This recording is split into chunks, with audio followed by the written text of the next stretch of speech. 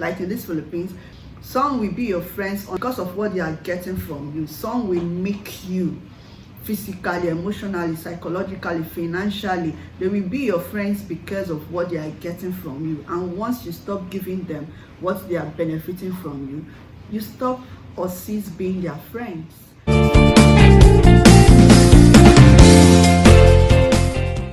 Hi lovelies, welcome back again to our channel. If you are coming across this channel for the first time, virtual hug. My name is Ruth, BSN graduate from one of the universities here in the Philippines, and currently I live in the Philippines, and you are most welcome to Nursery Nook. For my old G's, thank you so much lovelies for always tuning in to watch my videos. You know I do not take you guys for granted. In this video I'm going to be sharing some tips like what you need to know as a foreigner who is new in the Philippines, especially for those who are here for study. This time of the year, as the section like schools are about to begin a new school calendar, a lot of candidates are coming into the Philippines. So that's the reason why I decided to make this quick video to drop these tips for them. And I would also want to congratulate and welcome you for choosing Philippines as a place of choice for your study. I know you will not regret it, and I pray you will not regret it as well.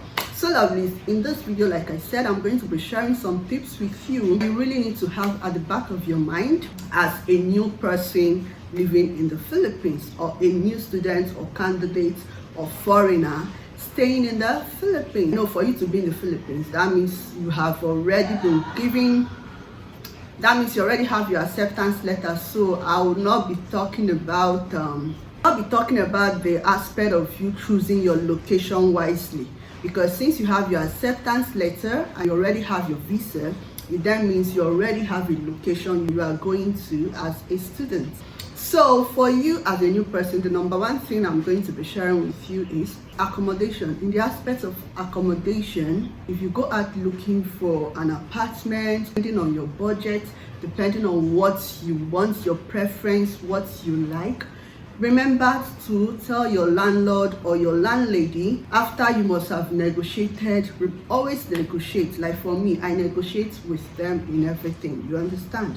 Because sometimes some of them will tell you, being a foreigner, most of them, they see you as a foreigner, they presume or assume you are rich. They will even tell you, for you to have left your country to our country, that means you are rich. So when you get your accommodation, be free with your landlord or your landlady, negotiate with him or her. Yeah, it is very okay and good to negotiate with them. Remember to tell your landlord to take you to the meter. Ask about electricity, so you see your meter. Ask him the mode of payment, how to pay for your monthly electricity bills. If it is the type that you need to go to electricity, that's the power supplying company, to make your bill direct. That's your monthly electricity bill payment. If you need to pay direct to the company, ask this question, because there are also some compounds that the landlord will show you your separate meter, and at the end of the month they will read the unit and multiply it by any number that's the one they use for that particular compound.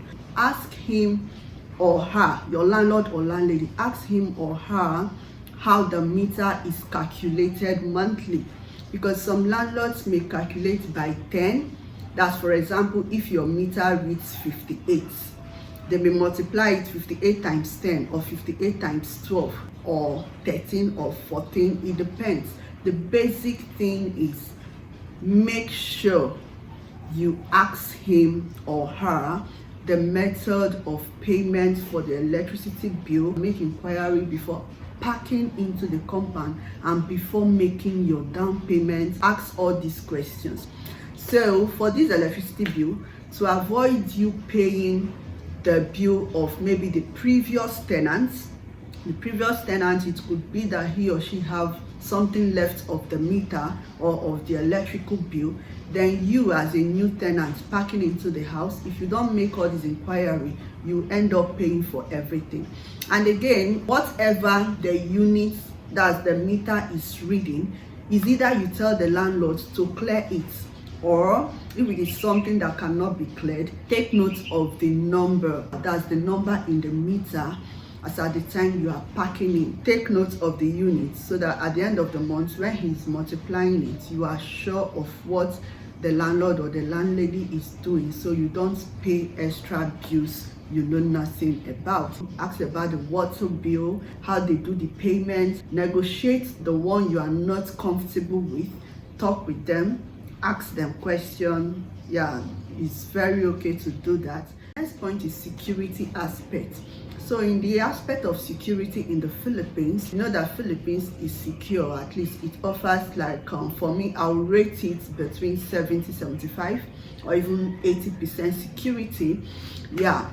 So the other percent that is remaining, if you multiply it, if it is 30 that is remaining, or 20, or even 5 or 10, even though it's even 1, if it's 1%, for example, that is remaining, that's to tell you it is not 100% secure. Even though it's 99% security, for example, like Philippines is 99% secure, for example, you still have 1% to be conscious of yourself for. This is because anywhere you go in the world, you meet both good and bad people, right? And I don't think there is any place in the world that can offer you 100% security. If there is any place like that, that place should be heaven. You know, I don't think there is any place on earth you say is 100% secure. If there is any place on earth that is 100% secure, that means there are no bad people there. I think it's really not possible to have a country where you say other people are good or other people are bad. Anywhere you have good people, the opposite of good is bad. So definitely also be some that are bad or evil. Let's come to Philippines and say that you've watched a lot of vloggers say that Philippines is safe, so you now come to Philippines, you are sleeping and your door, you leave it open, or you are working, you just walk without being conscious of yourself, that kind of a thing. I remember when I first came to the Philippines, I went to church, and then when I was going for communion, yeah, I'm a Catholic, so when I was going for Holy Communion, I stood up and I left my bag on the seat to go for Holy Communion. Then when I got back, I sat down after the priest said the prayer after Holy Communion. When it was time for us to go, an elderly woman walked up to me. I think she must have been observing to notice I left my bag when I was going for communion, and she greeted me, and she was speaking. She speaks so well, like her English was clear. She was now asking if I'm a foreigner. I said, yes, I'm a foreigner. She asked the country. I told her my country. She said, how long have I been in the Philippines? I told her I just arrived. And then that was my first Sunday, you know. I just arrived Philippines. She said, oh, no wonder. She now started advising me that anytime I am going for Holy Communion, or anytime I want to leave my chair, like where I am sitting in church, to another place or go do something or go for communion, anytime I want to get up from my seat, I should always go with my belongings. I should always go with my bag, especially that I shouldn't drop the bag and go for the communion or go for what you want to go, come back and sit. That some people can do away with the bag. They can take the bag and you look for it, you no longer see it. I was surprised. I said, wow, really? It happens here in the Philippines? She said, yeah. And I told her that the reason I left the bag was because I thought here is Philippines. I've heard good things about Philippines, you know. And I thought, okay, since Filipinos are really nice, so it will not happen here. Because even there in Nigeria, back then when I was in Nigeria, I don't know about now, then I used to leave my bag, even my parents, we leave our bag on the seat. We go for offertory. If you want to give offertory in Catholic Church in Nigeria, we used to stand up. Unlike in the Philippines, we don't stand up when going for offertory.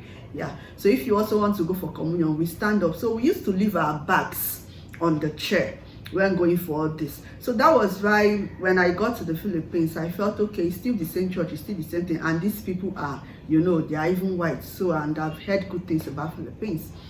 So I left the bag. I told her that was where I left the bag. I didn't even feel or think that anyone can do away with the bag or do away with things that are in the bag. She said, no.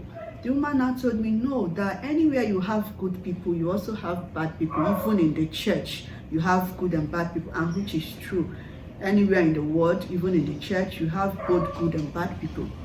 So long story short, I really appreciated her. I thanked her for walking up to me and giving me that advice. So since that day, from that very first Sunday I attended church, which is about 6 years ago, anytime I'm going for Holy Communion, I go with my bag. Anytime I'm moving from my seat to another seat, or anything that gets me like to stand up from my seat, I go with my bag. And if you also watch them in church, that is how they do it.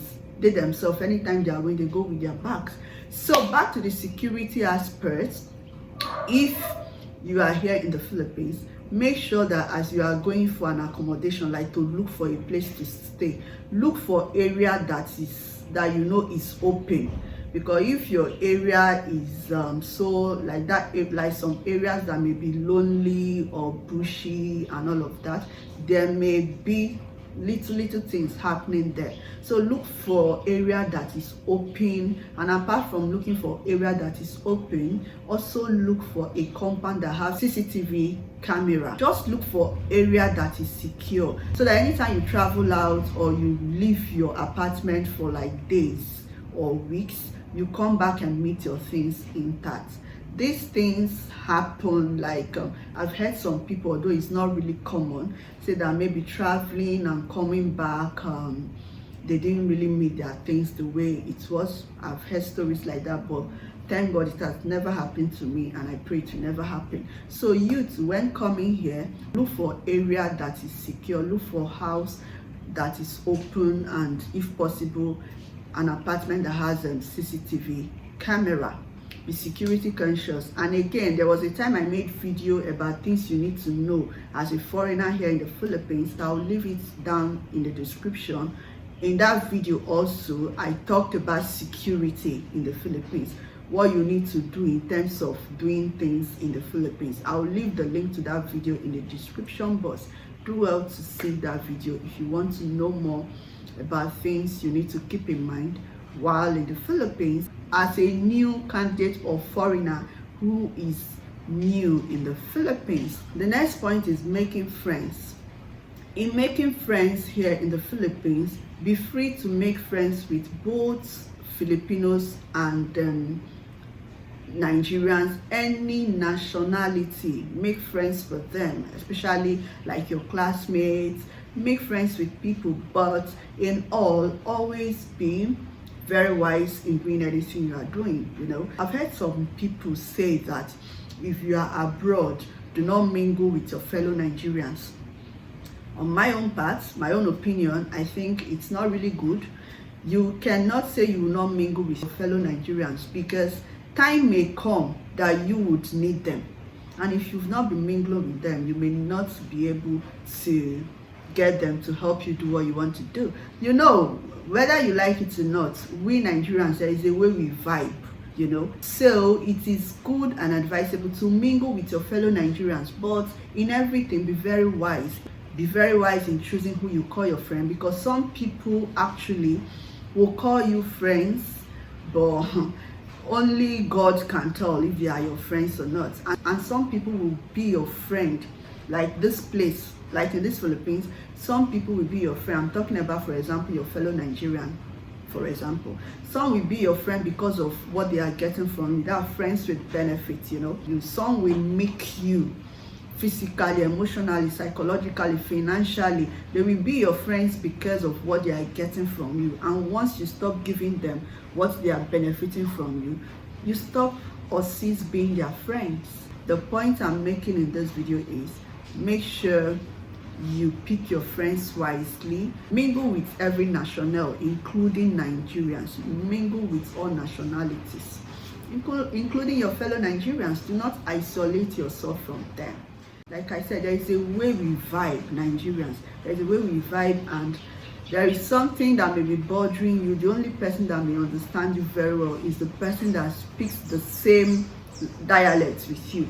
Dialect I'm talking about here is not maybe he is Yoruba or she is Yoruba or she is Igbo or he is Igbo or Hausa. Dialect I'm talking about is, we Nigerians, we have our intonation, we have a way we talk, and we also have common language, which is like even our own pidgin language or even the English. You need Nigeria, like that vibing, that talking, like they are the only people that can understand your voice and your tone and what you are passing through, so that's why I would advise you to mingle with everybody and be very, very wise in choosing your friend, who you call your friend. Be very, very wise in doing that. Anyone can be your friend, everybody can be your friend, but nobody is your friend. You get a point? All right, be wise in choosing your friends. That's all I can say. The next point is, if it is possible for you, learn to speak Tagalog. It's going to help you, like also learn to relate with the locals, learn Tagalog. It's going to help you, especially for example, if you meet the locals or you go to the markets, nobody will cheat you. And once you speak the Tagalog, they will flow with you. Learn to speak that, although it's not really compulsory. They don't make it compulsory in the Philippines. You must go through language course, or you must learn Tagalog before this will happen, or before you enroll, or all that. But on your own, learn how to speak Tagalog, at least the basic Tagalog. Next point is, if you are in the Philippines, you must learn to live alone.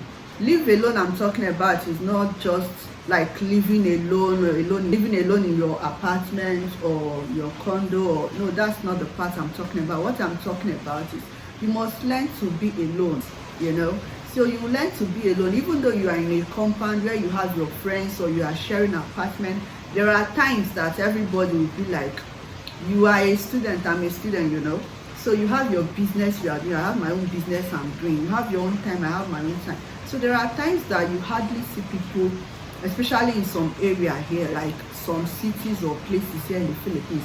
It's just like mind your business. So if you are the type that even coming from Nigeria, you are not used to being alone or staying alone, boredom may drive you into depression. But it's not that bad. But the point I'm trying to make here is, be comfortable living alone, staying alone, and at the same time, when people come around, learn to mingle with them and also mingle around. You understand? I don't know if this point makes sense, but maybe when you come to the Philippines, you understand this point better. There are times that you are alone, It's just like everybody mind your business. And there are times that people are around you. You understand? That's why you must learn to live alone, to avoid boredom, and learn to do those things that makes you happy. Sorry, it's raining. I hope it's not disturbing this vlog. It's raining now. Next point is, when you come to the Philippines, if you are a Christian, please join a Christian fellowship to help to build you up spiritually and kind of help to keep you in check. I mean spiritually, you know what I'm talking about. But the basic thing is, make sure you join a Christian fellowship. That's the basic thing. The last and the final thing I need to say here is, build a personal relationship with God. Above all those points, build a personal relationship with God. Take God so seriously, and God will also take you seriously. Be intentional about this. Build that personal relationship with God. Take God so seriously. Let him be your paddy, like your paddy, and your stay in the Philippines here, you will not regret it. So make sure you build that personal relationship with God. Have a personal altar. The altar I'm talking about is not just for you to build a physical altar. It could be altar in your heart. Have somewhere you communicate with your father up, that's God. Make sure you have a place you communicate with him regularly. Build that personal relationship with him, and I tell you, you are not going to regret it. So lovelies, thank you so much for watching this video. Just subscribe to this channel. Please do have to hit the red subscribe button, and remember to give this video a huge thumbs up, and drop your comments down in the comment section. Until I come your way again next time, I remain your favorite nurse, Ruth, signing out. Love you all.